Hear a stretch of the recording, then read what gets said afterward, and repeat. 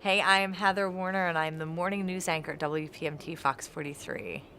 I've been doing this since 1998. I started in West Virginia and slowly moved my way up to this area. I worked at Channel 8 for a couple of years as a news reporter in early 2000, and then I've been at Fox 43 for 10 years, mostly working as their evening news anchor, but just this past year moved to their morning news anchor. I get up at 1 o'clock in the morning. I have to be at work by 2 o'clock. It's tricky. 1 o'clock's early.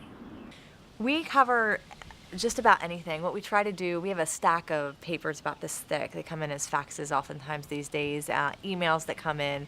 We have a ton of story ideas that are sent to us all the time. And what we always do is try to figure out what stories are the most meaningful and the most compelling and which ones affect the most of our viewers. So it truly could be anything from a tax hike in one municipality to a breaking news story about a fire, a car accident, things of that nature. But every day is different. Absolutely. Yeah, the mornings we really do try to keep in mind that we've got little ears. We've got kiddos that are at home in the morning. So a lot of times I find myself questioning our content a lot more than I did in the evenings. Because when you're on at 10 o'clock at night, those kids better be in bed. Tell me a little bit about how you pull a story together. Well, a lot of times, whether it's somebody calling in a news tip or through a fax, we find out what our story is. We assign it to a reporter. So she'll go out and she gets all of the interviews. She may need to go to 3 different places to get her interviews.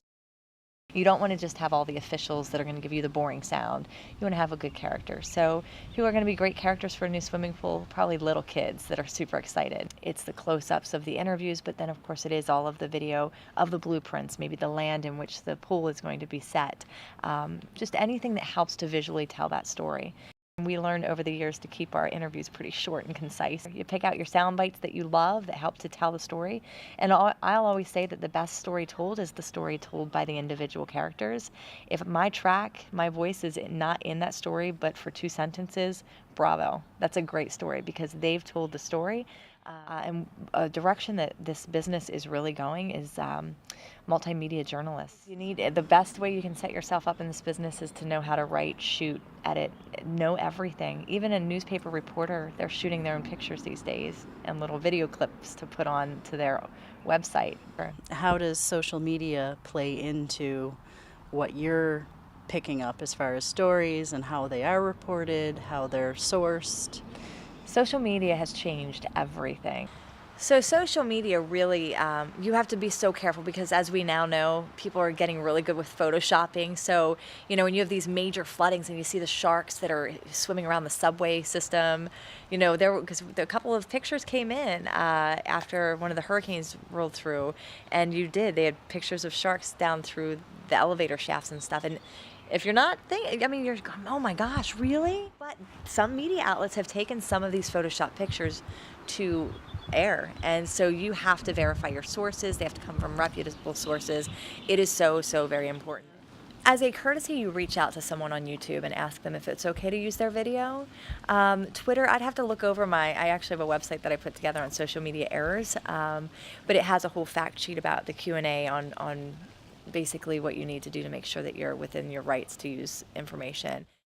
But, another way that social media has come into play we have so many citizen journalists. Citizen journalism is a whole new term since social media came about, and that's just people telling their stories.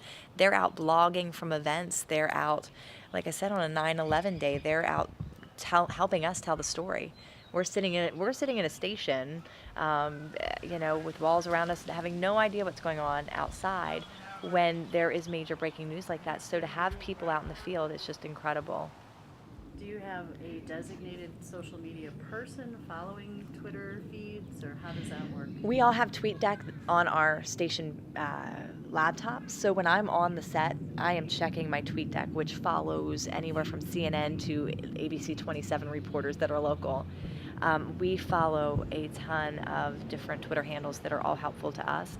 So if there's something breaking, we actually got rid of Associated Press, which to me is ridiculous.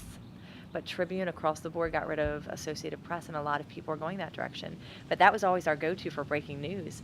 Now we fully rely on Twitter and CNN Wire and things like that, but Man, you talk about social media changing the way we do things. So, a lot of the stuff that I was working on when I went back to school for my master's degree was social media. I mean, everybody's intrigued by social media and the way that it's going to change news. And the scary part for us is people are consuming news from the moment they wake up. It used to be someone would sit with their coffee and just read their newspaper, and that was it. They'd go to work and maybe they'd talk about something that was big in the newspaper. But now they've got their phones that are lighting up if there's something huge going on. They constantly are consuming news. So by the time that folks go home for dinner, a time that they used to turn their TVs on to see what was going on in the world, that's not happening as much as it used to. So our ratings in the evening are going down, and it's across the board. It's a scary time to be in this business because of that. And we need to figure out how to best engage our viewers in a smart way with social media in order to be relevant for many, many years to come, because things are changing drastically.